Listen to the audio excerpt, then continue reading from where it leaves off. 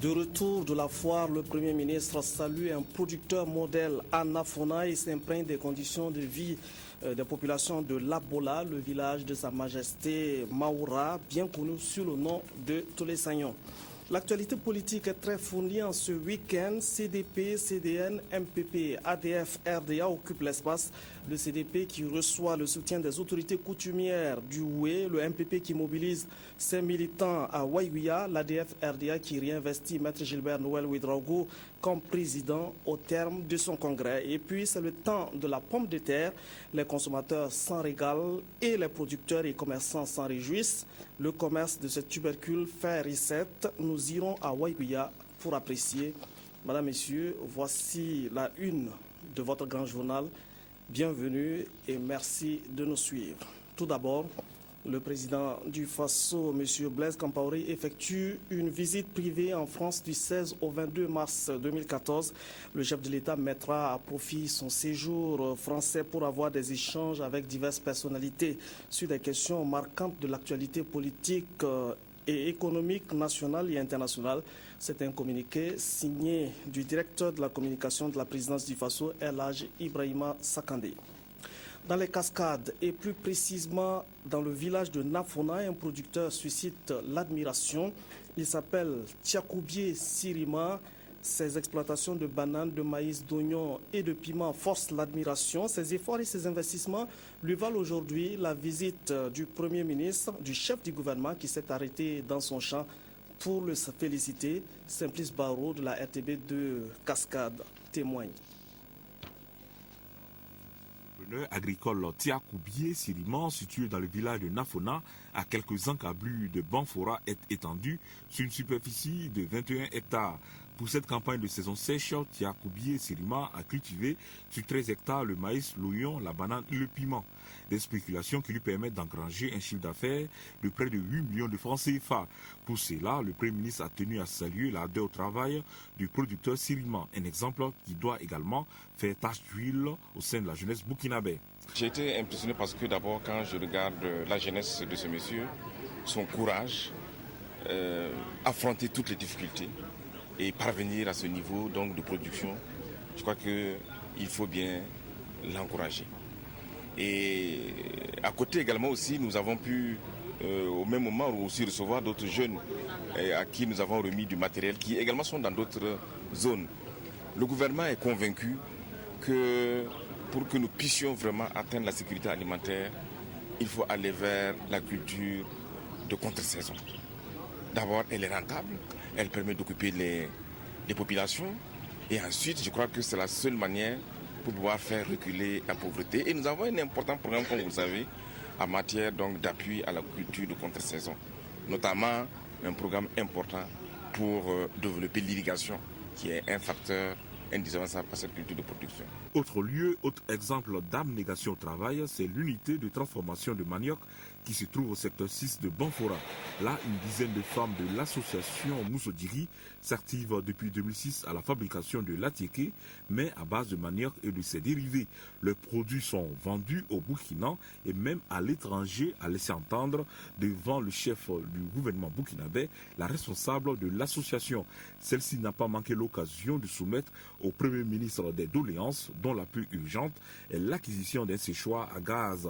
Et la réponse de Luc Adolphe Tiao n'a pas tardé. Nous avons donc décidé d'apporter notre contribution à ce groupement, notamment en matière de séchoir et puis d'autres également appuis que nous allons leur apporter pour les encourager à aller de l'avant, afin que leur exemple puisse servir également à d'autres femmes qui peuvent se regrouper en groupement pour travailler. Mais en même temps, elles ont posé un problème, c'est que la matière première manque. Et donc, vous voyez, c'est un peu la suite de la visite de ce matin. Il faudrait que les agriculteurs s'intéressent de plus en plus à la culture de contre-saison. Ça veut dire que si des gens produisaient du manioc en période sèche, ben, ils ont un marché puisque les dames sont là, elles attendent que le manioc pour transformer et pour vendre. En visitant le périmètre irrigué de Nafona et l'unité de transformation de manioc de Banfora, le Premier ministre a sans doute voulu montrer la corrélation entre production et transformation des produits locaux en vue de leur donner une plus-value, une problématique qui demeure justement au centre des préoccupations des participants à la foire de Saint-Loup. Le Premier ministre s'est rendu également dans le village de Labola, situé à 15 km de Banfora, pour saluer Sa Majesté Maoura, qui administre le canton du Karaborola. Sa Majesté n'est rien d'autre que l'ancien et célèbre secrétaire général de la CGTB Tolé Sagnon. À Labola, Luc Adolphe Thiao s'est donné l'occasion de s'informer sur les conditions de vie des populations. Reportage signé toujours de Simplice Barou. Labola, village situé sur l'axe Sidera-Dougou-Banfora, a accueilli le Premier ministre et 3 membres du gouvernement, les ministres Alain-Edouard Traoré, Mama Zungrana et Amadou Diem Djoda Diko. Ils sont allés présenter les hommages au chef du canton du Karaborola, qui n'est autre que Sa Majesté Maoura ou encore Tolé Sagnon, ex-leader syndical bien connu au Burkina. Tolé Sagnon conduit les destinées du canton du Karaborola depuis sa prise de fonction le 21 avril 2013. Donc d'un contexte différent que Adolphe Thiao et Sa Majesté Maoura se trouvent sur le plan des acteurs d'Abo. Aujourd'hui, dans un petit village comme Labola, tout de même qui compte comme Minadine, le minimum de base. Il y a 2 écoles, une école primaire, vous avez un CSPS, vous avez un collège. Je peux dire en tout cas ce qu'il faut pour que les populations vivent, ça existe, c'est déjà bien. Et ça qu'il faut d'abord saluer. Maintenant, c'est vrai, les conditions de certaines de ces infrastructures-là doivent être obligatoirement améliorées. Le chef du gouvernement et sa ont visité des infrastructures socio-sanitaires, à commencer par une école supérieure de 32 élèves où existe la parité entre filles et garçons. Luc Adolphe Thiao a instruit sur le champ le ministre de l'alphabétisation à trouver une solution pour la normalisation de cette école d'ici la rentrée prochaine. À quelque part de là, l'école primaire de Labola Foukara, où a fréquenté Tolé Sagnon, a reçu le Premier ministre qui est allé encourager le corps enseignant. Le personnel du CSPS UICG s'est également mobilisé pour la venue du chef du gouvernement. Une visite qui honore l'ensemble des populations du Karaborola. Une grande satisfaction que moi-même et les chefs de village du canton de Karaborola, dont ceux de Labola, avons reçu son Excellence, Monsieur le Premier ministre, qui nous a rendu une visite de courtoisie, une visite que nous avons déjà qualifiée d'inédite. Vous savez que le chef du gouvernement est très occupé, il y a beaucoup de chantiers pour le Burkina. Dégager un moment pour rendre visite à des responsables d'un canton, aussi grand soit-il, comme celui du Karaborola, ce n'est pas simple. Je pense que le fait d'avoir dégagé dans son programme cette plage-là nous a beaucoup réconfortés et surtout cela a été une opportunité pour les populations de se saisir de cette occasion pour s'adresser directement à son Excellence Monsieur le Premier ministre. Zone productrice de céréales et de coton, Lafola a une population estimée à 8000 habitants. Ce village dispose d'un potentiel agropastoral qui ne reste qu'à être développé au profit de la région des Cascades et du Burkina. L'actualité politique en ce jour, c'est la clôture du congrès de l'ADF-RDA et du Forum libéral. Principale décision de cette instance suprême du parti de l'éléphant, c'est la reconduction de Maître Gilbert Noël Ouedraogo au poste. Les militants ont pu prendre la mesure des défis de la transition politique et du renforcement de la démocratie au Burkina Faso. Reportage signé de Maxime Zongo. Étaient présents à ce 15e congrès des militants venus des 45 provinces du Burkina, de la Côte d'Ivoire, du Gabon, de l'Espagne et de l'Italie. Des représentants de formations politiques de la majorité et de l'opposition, ainsi que de partis amis venus de la Côte d'Ivoire, de la Guinée, du Mali, du Maroc, du Niger, de la RD Congo et du Sénégal. Au terme de 3 jours de travaux en commission et en plénière, d'importantes résolutions et recommandations ont été prises.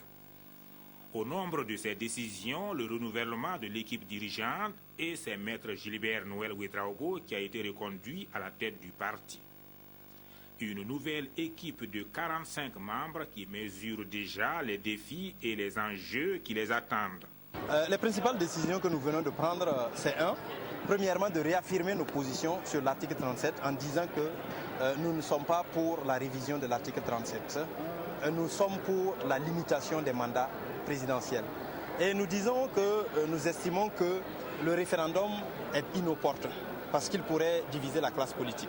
Nous avons pris une décision de mettre en place un comité pour relire notre programme politique et assortir d'un programme de gouvernement. Nous avons également pris une résolution sur la nécessité que la classe politique arrive à un compromis pour une transition pacifique et non violente. Enfin, nous avons décidé de convoquer un congrès extraordinaire conformément à nos textes pour investir le candidat du parti.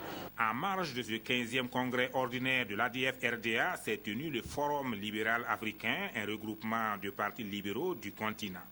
Un cadre de dialogue sur les enjeux de la gouvernance démocratique en Afrique. De leur déclaration, on retient leur engagement ferme à œuvrer pour l'alternance politique en Afrique à travers la limitation des mandats présidentiels. Pour l'alternance, en 2015, c'est le thème du premier congrès extraordinaire de la Convention démocratique nationale. Devant cette instance qui se tient à Dano, le bureau politique de la CDN a manifesté son intention de négocier la fusion avec le MPP, le Mouvement du Peuple pour le Progrès, Draman Dadian de la RTB Sud-Ouest. Des logotypes du MPP, le Mouvement du Peuple pour le Progrès, arborés à ce premier congrès extraordinaire de la Convention démocratique nationale. Les dés sont jetés pour la fusion de ces deux partis et voici pour l'essentiel la réaction des militants de la CDN informés aux premières heures de la prise de cette décision. Quand on parle de la fusion comme ça, immédiatement comme ça, beaucoup de gens se posent la question, est-ce que ça va tenir? Mais ils nous ont rassuré que je crois que c'est bien mûri. Et bon, et partant de là, nous sommes partants. On sera liés, nous responsables. Il faudrait créer une force politique commune au sein de l'opposition si l'on veut bien qu'il y ait une alternance. En 2015 au Burkina, foi des leaders de la Convention démocratique nationale, d'où leur décision de faire chemin avec le MPP. En politique, on doit être capable de lire les signes du temps. Le bureau politique de la CDN d'abord, le Congrès ensuite, ont entériné la décision de la CDN de fusionner avec le MPP et éventuellement avec d'autres partis politiques lors du congrès du MPP. Je voudrais d'abord remercier la direction de la CDN en attendant son intégration au MPP lors du prochain congrès. Comme le président de la CDN a dit, que nous attendons de pouvoir cheminer ensemble. Fusion ou mariage, visiblement tous ici approuvent ce choix. Si le MPP est né en janvier dernier, la CDN, quant à elle, a vu le jour en juin 2012 et compte aujourd'hui une quarantaine de conseillers municipaux. Les leaders du Mouvement du Peuple pour le Progrès étaient pour leur part à la rencontre des populations du Nord, à Waïouia. Ils ont expliqué aux militants les raisons de la création de ce nouveau parti. Reportage de Christophe Ilboudo de la RTB de Nord. Ils étaient nombreux, les militants et sympathisants, tous ceux qui ont adhéré au Mouvement du Peuple pour le Progrès MPP dans la région du Nord, à se mobiliser ce samedi 15 mars pour prendre part au meeting à Waïouia. Cette rencontre a permis aux leaders d'expliquer aux filles et fils du Yatenga les raisons de leur départ du CDP, le Congrès pour la démocratie et le progrès, et la création de ce nouveau parti, le MPP. Nous sommes confiants parce que nous pensons que le peuple burkinabé est opposé au pouvoir à vie. Nous sommes conscients que nous avons voté une constitution qui limite le mandat présidentiel. Et ce mandat présidentiel a été limité à la suite de la réunion des collèges des sages. Donc nous pensons qu'il est tout à fait juste de se mobiliser pour que la Constitution soit respectée. Salif Diallo, Simon Compaoré, le Larlé Nava Tigré Rokma Christian Kabouré se sont succédés au parloir. Ils ont réitéré leur opposition à la mise en place du Sénat, à la modification de l'article 37 et à un éventuel référendum. Nous sommes plutôt dans une dynamique explicative de pourquoi le MPP et de pourquoi nos positions politiques vis-à-vis des questions fondamentales de l'heure, que sont les questions constitutionnelles, les questions démocratiques et surtout les perspectives pour notre peuple dans sa frange jeune surtout. Voilà pourquoi nous sommes là aujourd'hui et le peuple a répondu massivement oui. Et cela nous encourage à persévérer cela, de dire que nous avons fait un bon choix. Nous avons fait un choix de rupture avec le CDP. Et cela a été fondé sur nos convictions et surtout sur les aspirations populaires. Au cours de cette rencontre, ils ont dévoilé leurs ambitions pour le Burkina et demandé à l'ensemble de la population son soutien pour leurs actions. Après Waïouia, le MPP va aller en congrès les 5 et 6 avril prochains avant de poursuivre sa tournée dans d'autres régions du Burkina. À Kaya, le Congrès pour la démocratie et le progrès prépare des actions de mobilisation pour les jours à venir. Le secrétaire général de la section et les responsables de sous-section se sont retrouvés pour préparer ces rendez-vous politiques.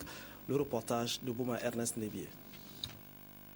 Avec les premiers responsables des sous-sections du Congrès pour la démocratie et le progrès CDP de San Matenga, le secrétaire général de la section provinciale du parti, Daniel Rasmane Savadougou, a échangé sur la mise en œuvre les jours à venir du programme d'activité du CDP dans cette partie du Burkina. Il a également échangé avec ses collaborateurs sur la vie du parti et éclairé leurs lanternes sur l'actualité politique au Burkina.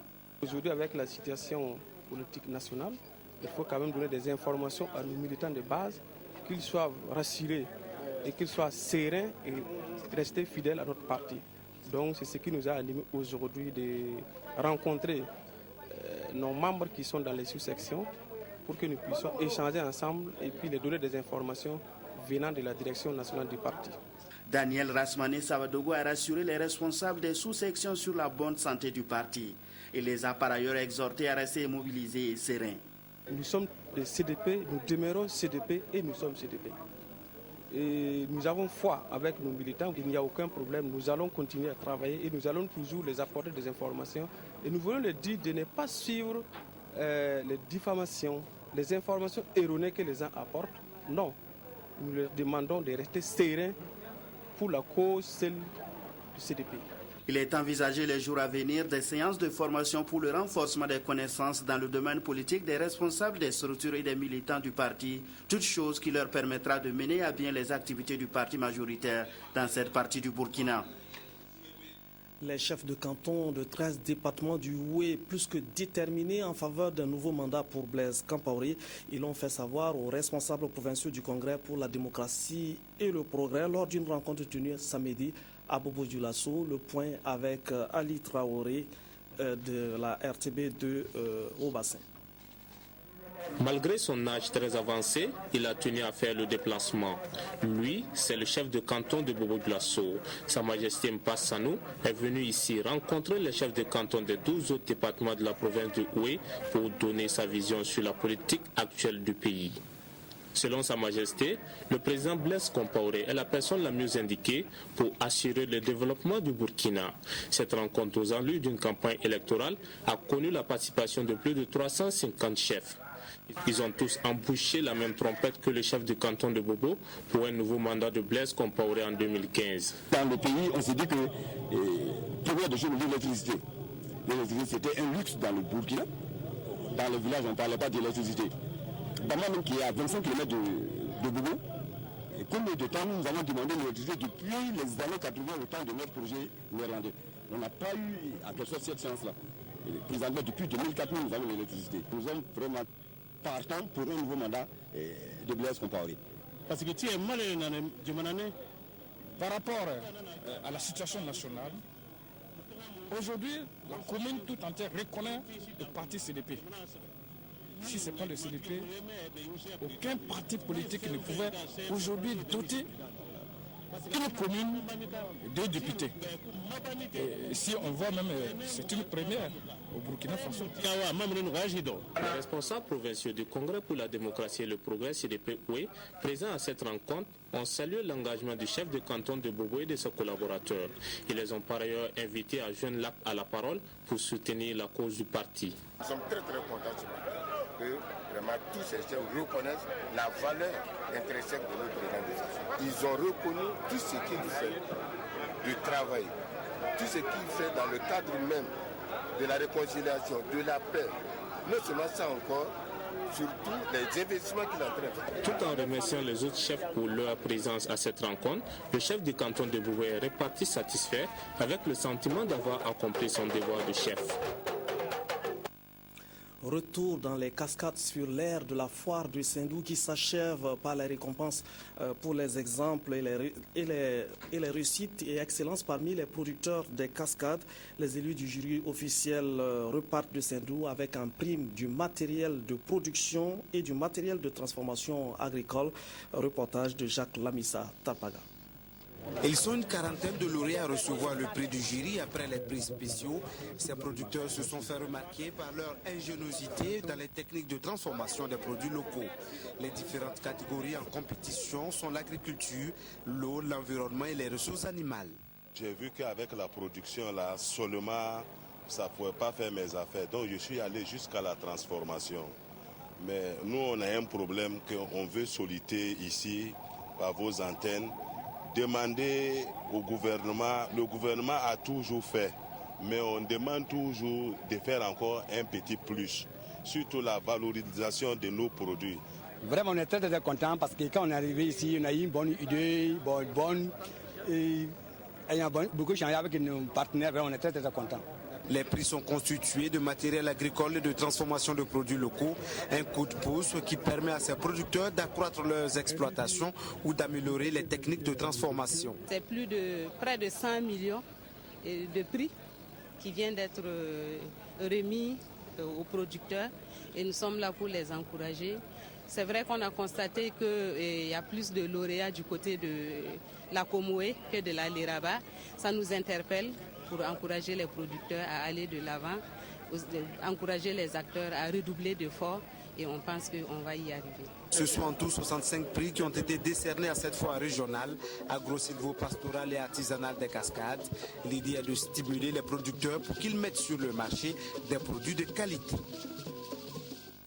Sur l'ère de la foire, les Cascades ont pu mettre en exergue ce que la région compte de particulier. La vannerie, les métiers du bois et la culture de spécialités telles que la noix de cola sont des spécificités qui étaient présentées.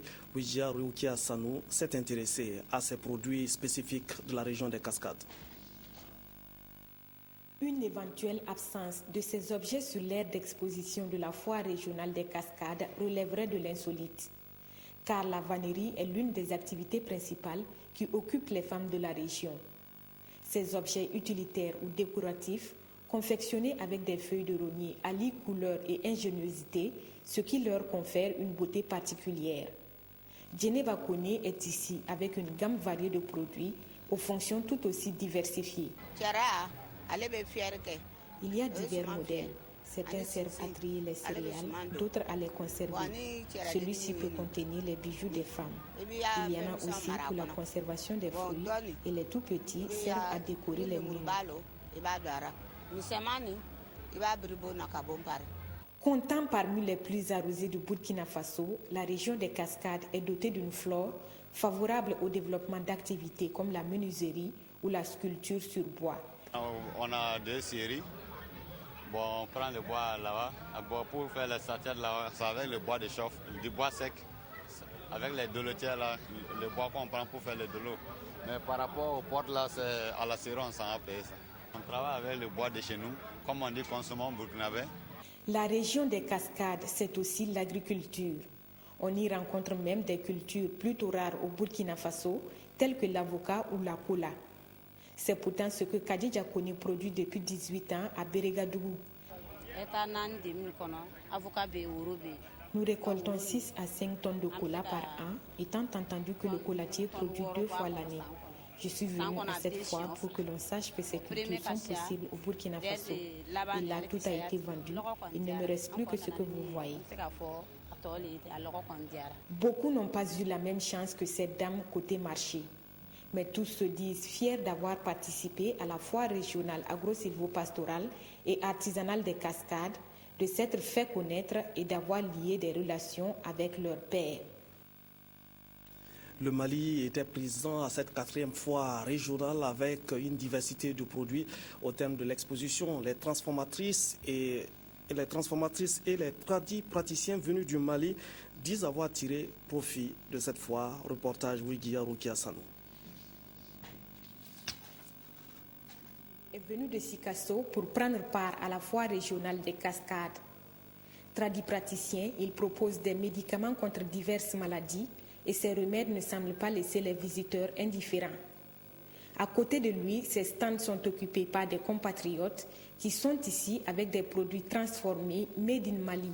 Nous avons des cocos séchés, des croquettes de gingembre, croquettes de pain de singe, du gingembre en granulé, de la viande séchée, du citron granulé, du bissap granulé et les brisures de riz aux légumes.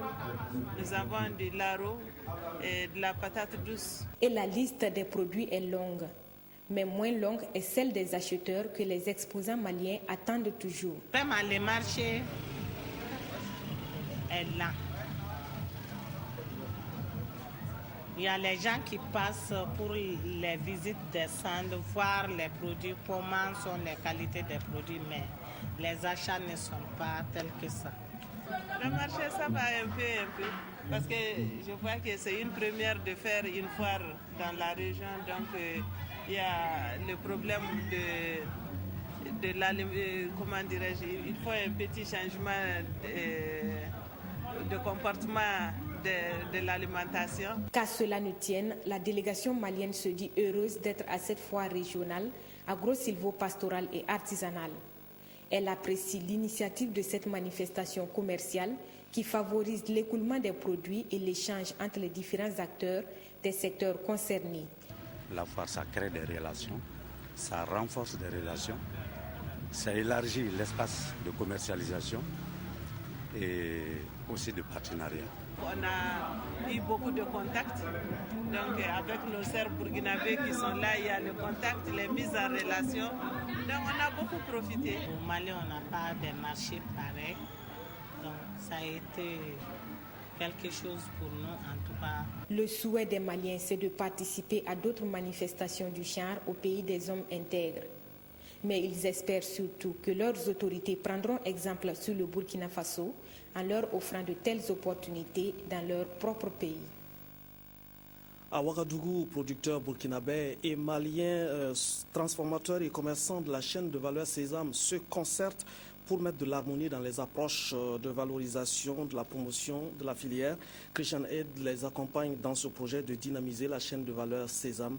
Reportage Éléonore Yerbanga Ouedraogo. Ils sont producteurs de sésame du Burkina Faso et du Mali et veulent trouver ensemble des techniques organisationnelles de production et de commercialisation de leurs produits. À travers cet atelier de concertation des acteurs de la chaîne de valeur sésame, ils vont analyser les principales contraintes et opportunités pour le développement de la chaîne, s'accorder sur les rôles de chaque acteur et renforcer le partenariat entre producteurs, transformateurs et commerçants de sésame. Comme nous avons déjà mis en œuvre le projet Sésame, donc nous pensons qu'avec l'atelier des acteurs, on pourra réunir tous ceux qui peuvent intervenir, que ce soit dans la phase de la production, en passant même par l'acquisition des intrants, jusqu'à l'appui à la production, jusqu'à la transformation ou à la commercialisation du produit fini. Et ça serait un grand atout pour mieux valoriser même le sésame. Une rencontre fort importante pour les producteurs de sésame qui trouvent ici une opportunité de promotion de leur activité. Parfois, nous avons des problèmes de l'écoulement. Nous le produisons. On a le sésame, la commercialisation nous cause des problèmes. Ça va nous aider quand même à améliorer la production et la commercialisation. Organisé par la Fédération des professionnels agricoles du Burkina Faso, le projet qui soutient cette rencontre est fortement accompagné par le projet Christian Aid qui entend également rester à l'écoute des producteurs de sésame pour un développement harmonieux de la filière. C'est actuellement la saison de la pomme de terre et le produit fait recette dans plusieurs localités du Burkina et particulièrement à Ouéguia qui est une place forte de la production de cette spéculation au Burkina Faso. Madame Clémentine Sawargo tire son épingle du jeu à travers la commercialisation de la pomme de terre. Brisketga s'est intéressé à son activité. La région du Nord est une zone de production de pommes de terre par excellence.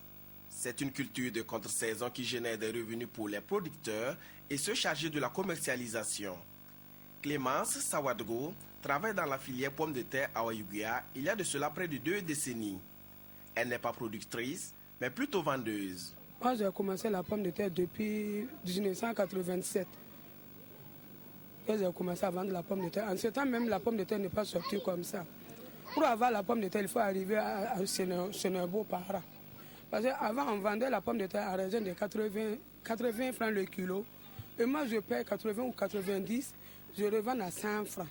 L'activité de Clémence Sawadgo ne se limite pas seulement à l'achat de pommes de terre. Son mode opératoire consiste à fournir aux producteurs des intrants agricoles et des semences. avant, je prenais même 10 sacs de semences, puis 10 sacs d'engrais. Cette année, moi, j'ai pris 55 sacs de semences et 35 sacs d'engrais pour donner aux producteurs. Ils sont une centaine de producteurs qui approvisionnent Clémence en pommes de terre. Tao me connaissent, ceux de Tougou me connaissent.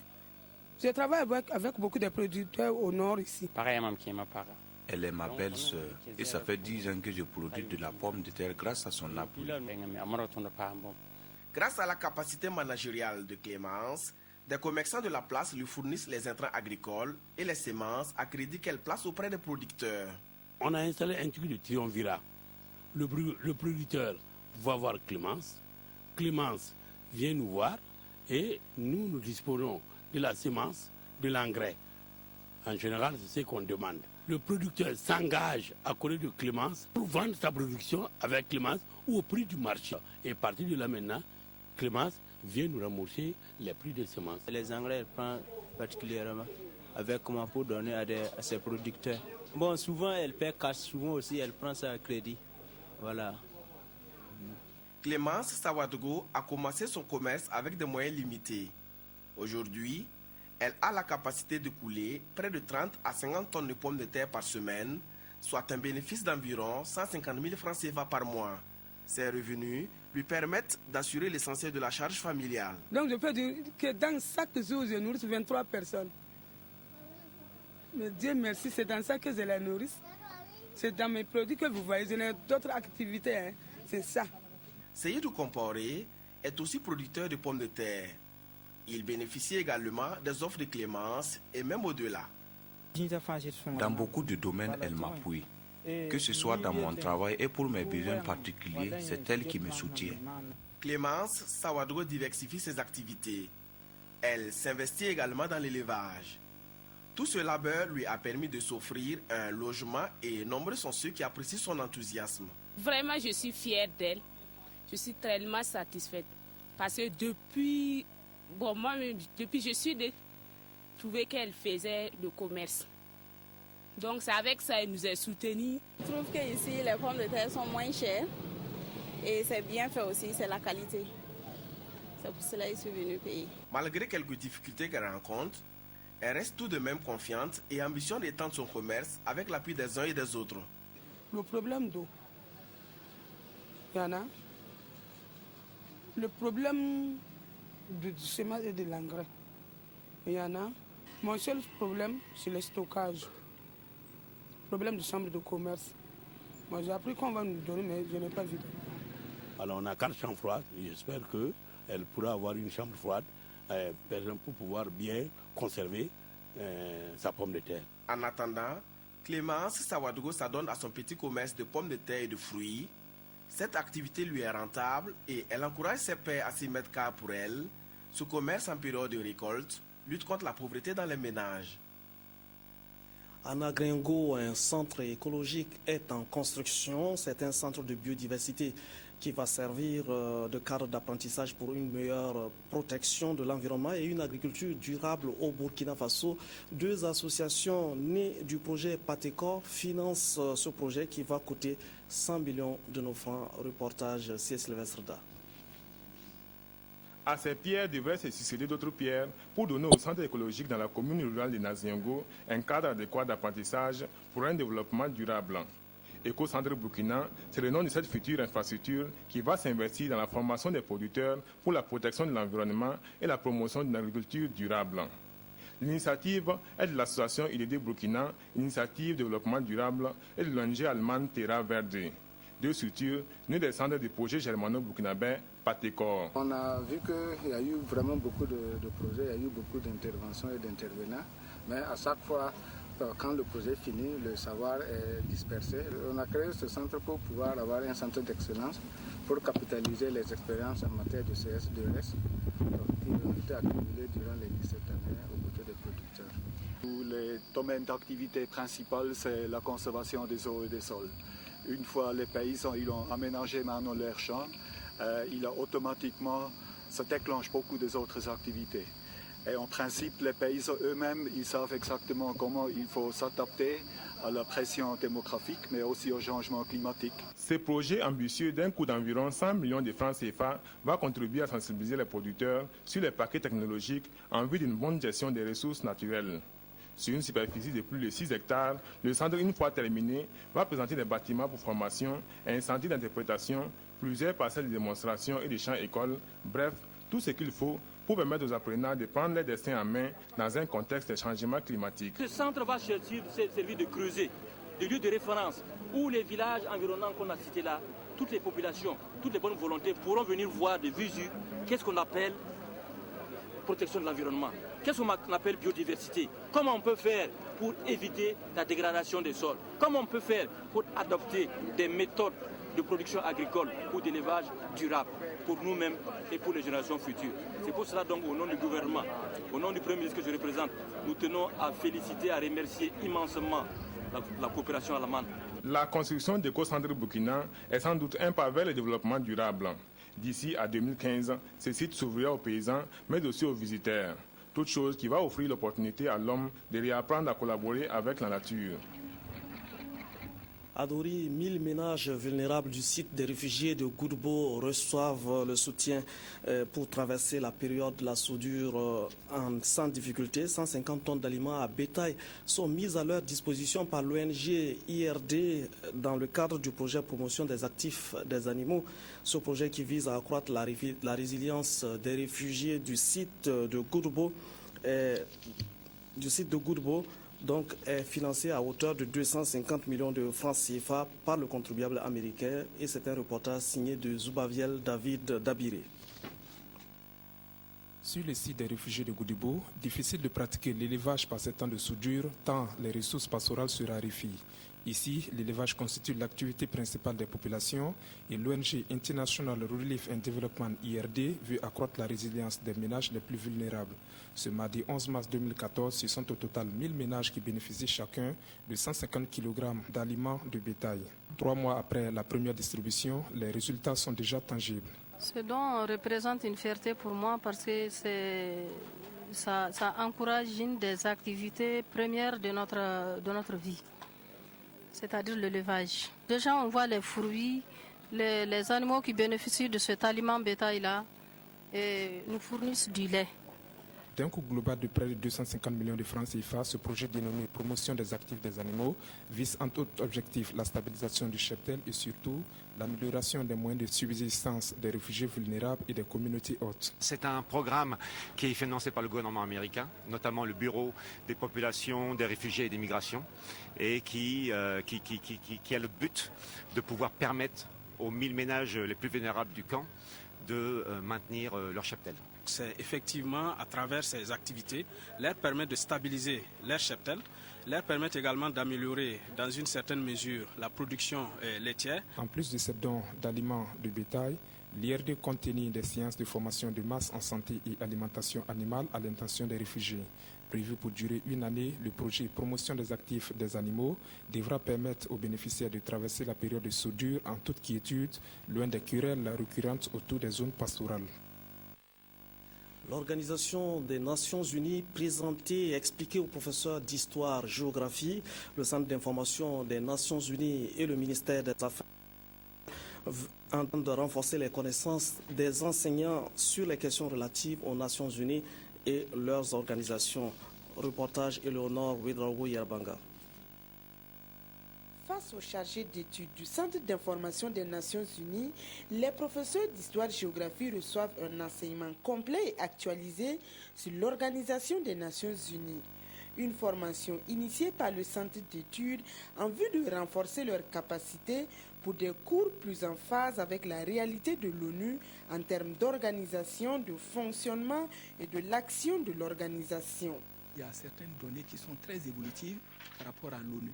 Quand vous prenez les données évolutives, le nombre d'États membres, les opérations de maintien de la paix, comment elles sont créées, comment il y en a combien aujourd'hui, le budget de l'ONU, toutes ces questions en réalité qui sont chiffrées, sont des données très évolutives. Et il faudrait que les enseignants aussi qui donnent ces chiffres aient les bons chiffres. Donc là, il y a les données, il y a le fonctionnement de l'ONU et il y a aussi le grand débat sur la réforme de l'ONU. La présente rencontre qui réunit une cinquantaine d'enseignants des lycées et collèges de la ville de Ouagadougou est la seconde d'une série de formations qui entend recycler tous les professeurs d'histoire-géographie du Burkina Faso.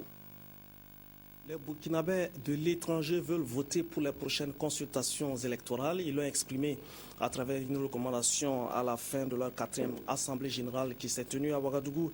Ils recommandent également la création d'un cadre de promotion des investissements de la diaspora burkinabé. Le reportage de Abdul Rasmane Zongo.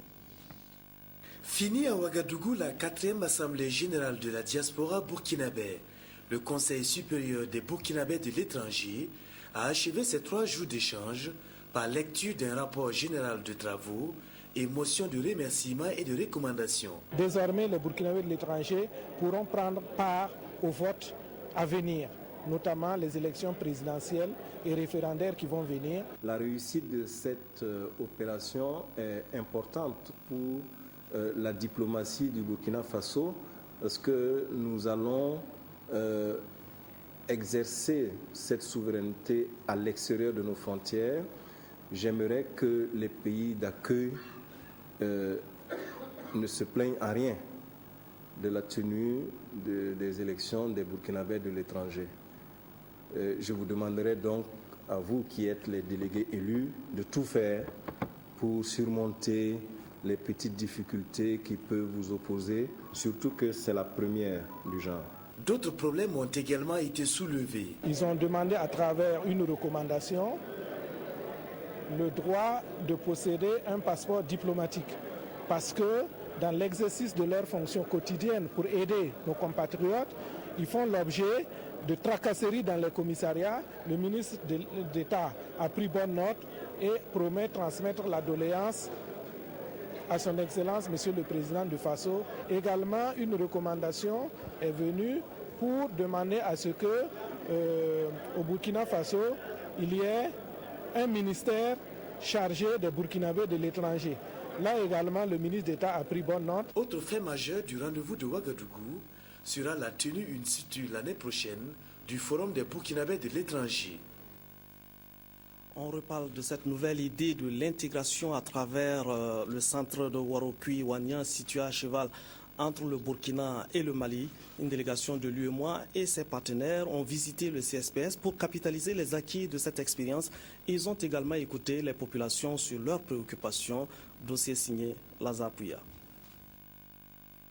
L'une des missions de l'Union économique et monétaire ouest-africaine UEMOA est d'œuvrer à l'intégration sous-régionale des peuples des pays membres de son espace. En effectuant cette visite au centre de santé transfrontalier Warokui-Wanian, la délégation de l'UEMOA voulait comprendre le fonctionnement de ce centre construit sur une superficie de 3 hectares et qui fait d'office un outil d'intégration entre Burkinabés et Maliens à la frontière. Premier acte, la rencontre avec le personnel de santé de ce centre qui, depuis février 2012 à février 2013, a enregistré 611 accouchements issus du côté malien et burkinabé. Il y a des villages qui sont éloignés où il n'y a pas de piste d'accès, ce qui fait que ces villages ont d'énormes difficultés pour accéder au centre.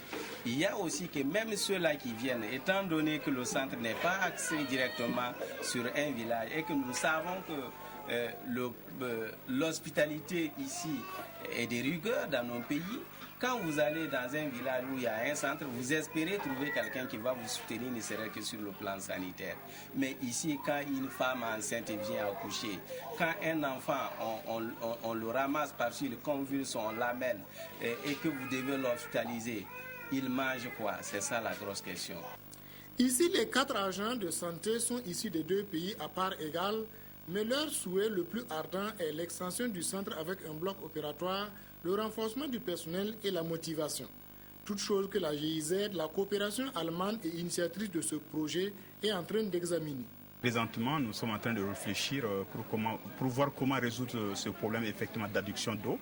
Le devis a été déjà fait, aussi par rapport à l'électrification, parce que nous sommes en train de voir comment nous pouvons quand même ventiler la salle de dépôt des pharmacies, de médicaments, pour que les médicaments soient aussi vraiment bien gardés.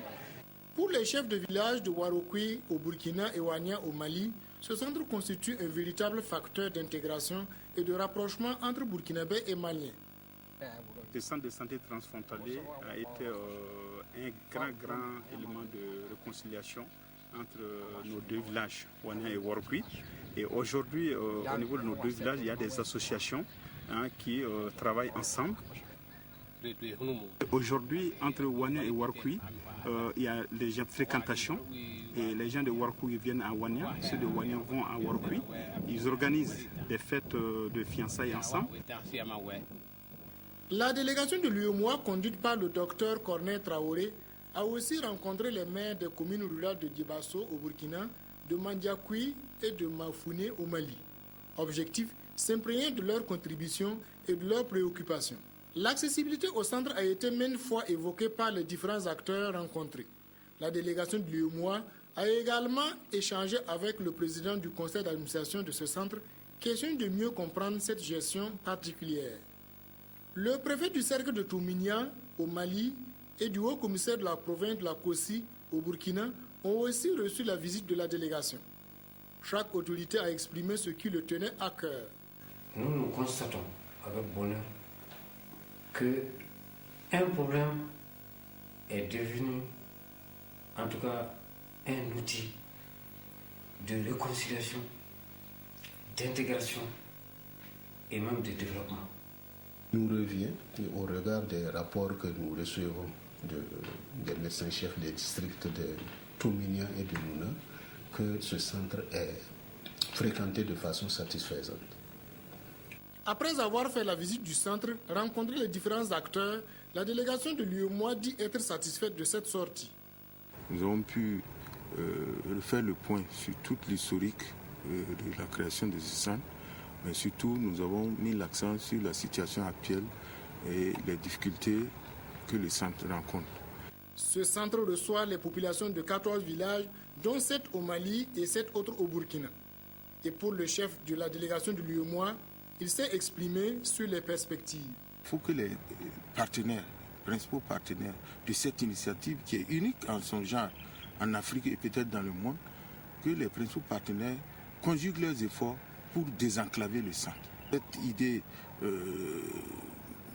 d'ajouter quelques structures pour améliorer le plateau technique n'est pas mauvaise. En attendant que, bien sûr, l'accessibilité soit parfaite, il faut effectivement que les populations, quand elles viennent, puissent avoir le maximum de prestations. Sinon, si les prestations sont données à moitié, finalement, ça va décourager les gens. Et on dit, mais on préfère rester chez nous ou continuer à contourner, aller très très loin, parce que nous ne vont pas être soignés à moitié. Donc là aussi, je pense que en termes d'infrastructures complémentaires et d'équipements, de petits matériels médico-techniques, les partenaires peuvent faire quelque chose. En attendant la concrétisation de certains projets en étude, reste à retenir que ce centre de santé transfrontalier, délibérément choisi par les populations des deux pays, fait école d'intégration sous-régionale réussie. Parfaire l'initiative et la dupliquer dans certaines frontières africaines demeure un impératif pour les autorités des pays membres de l'UEMOA. Dans le centre nord, on a célébré la femme mentor des provinces du BAM et du San Matenga. Elle a concerné 750 femmes bénévoles mobilisées pour encadrer quotidiennement près de 6000 filles de la région. Leurs efforts sont récompensés par le projet BOBIGA avec l'appui financier des États-Unis et de CRS Burkina. Reportage signé de Yolande Lompo. Elles sont aujourd'hui les véritables agents endogènes de changement qui sensibilisent et mobilisent les communautés à envoyer plus de filles à l'école dans la région du centre-nord où les abandons scolaires liés à l'orpaillage constituent une préoccupation majeure.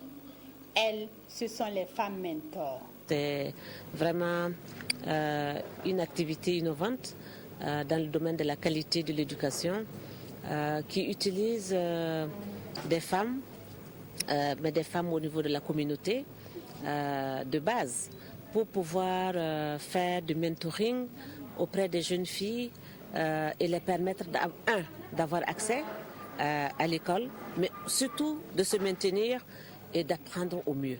La présente journée vise donc à reconnaître et à récompenser les efforts de ces femmes volontaires des provinces du BAM et du Salmantenga engagées dans la promotion de l'éducation des filles et à saluer le partenariat de Catholic Relief Service dans la mise en œuvre du programme Beobiga. Ce que nous souhaitons, c'est que demain, on ait beaucoup plus de femmes à des postes de responsabilité et ceci peut se faire à travers la préparation dès la base.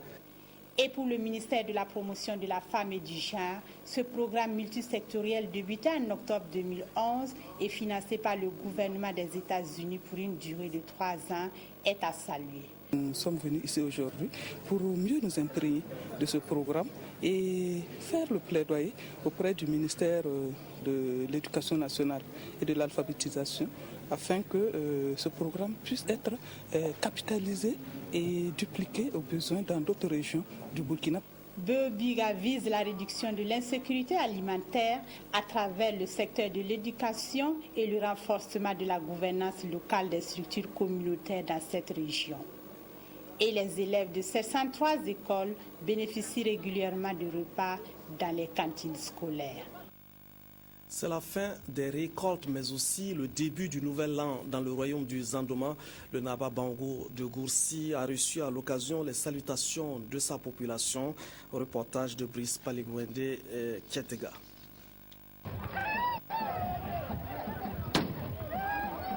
Ce sont ces coups de fusil et cette foule en liesse qui ont annoncé l'apparition et l'installation sur le trône de Sa Majesté Naba Bango de Goursi à l'occasion de son Apoussoum 2014. Cette fête annonce la fin des récoltes et le début d'une nouvelle année dans le royaume du Zandoma. Une occasion pour Sa Majesté de recevoir les vœux de ses sujets venus des 4 coins du royaume. Et les populations viennent saluer les chefs. Et nous nous congratulons et nous remercions le bon Dieu pour nous avoir permis d'atteindre cette date-là. Pour cette édition, Naba Bango place son Apoussoum sous le signe du développement de la commune de Goursi à travers un projet Nabango. Parce que quand vous êtes chef, vous êtes soucieux de la résolution des problèmes principaux de vos populations. Les problèmes principaux des populations, c'est des problèmes de santé et des problèmes de développement, des problèmes de bien-être. La tradition commande que les sujets témoignent au roi de leur soumission à travers des dons de toute nature sous le regard de nombreux invités. Quand on parle de Nam, on n'écarte pas le Napoussoum. Donc, c'est dans le Napoussoum qu'on regroupe le monde pour d'abord donner le sens de l'âme et le devoir de l'âme. Je suis d'origine béninoise et je suis avec ma sœur ivoirienne et donc on est venu présenter nos hommages au chef de Goursi qui est en train de faire son Apoussoum. C'est par les bénédictions du Naba Bango et l'exécution des pas de danse du Duna Moré qu'a pris fin le Apoussoum 2014 du roi du Zandoma. Dans quelques jours, Anoumabo en Côte d'Ivoire va accueillir la 7e édition du Festival des musiques urbaines d'Anoumabo. 16 groupes artistiques avec de grosses pointures comme Youssoufa, Sanabob et Alpha Blondy seront de la fête. Le FEMUA est une initiative d'Assalfo et du groupe Magic System. Reportage Évariste Kombari. Dans quelques jours, précisément du 3 au 4 avril, le FEMUA fera danser Anoumabo et Abidjan au rythme des musiques africaines du moment. 16 groupes et environ 10 000 festivaliers sont attendus. Il faut dire que le comité d'organisation a ratissé large. Les musiciens viendront des 4 coins d'Afrique et de la France. Donc c'est une programmation panafricaine avec Maxi Sedumedi qui vient du Botswana, les Dupont qui viennent du Cameroun, Ferregola qui vient du Congo, Fodé Barou qui vient de la Guinée, Amadou et Mariam qui viennent du Mali, donc il faut dire Youssoufa qui vient de la France. Sanabob représentera le Burkina Faso. La Côte d'Ivoire, le pays hôte, sera présente avec 8 groupes issus des différents genres musicaux. On peut citer Espoir 2000, Pierre Adam, Ahmed Faras et l'inoxydable Alpha Blondy. L'édition 2014 du FEMIA consacrera également une place importante au social à travers des investissements et des donations multiformes. Et l'ADN du FEMIA, c'est le social. Et chaque fois que nous avons une édition, nous essayons d'apporter un peu plus. Et puis aujourd'hui, vu ma position d'ambassadeur de bonne volonté, je crois qu'il est de mon devoir de m'investir en plus dans cette mission qui m'est assignée, qui est surtout l'alphabétisation dans le monde. Donc cette année, j'avais voulu apporter un plus dans cette mission en offrant une école maternelle que nous avons fait construire avec l'aide de certains partenaires que nous allons offrir au village d'Anoumambo. Point de vue santé aussi, puisque nous c'est la santé et l'éducation. Point de vue santé,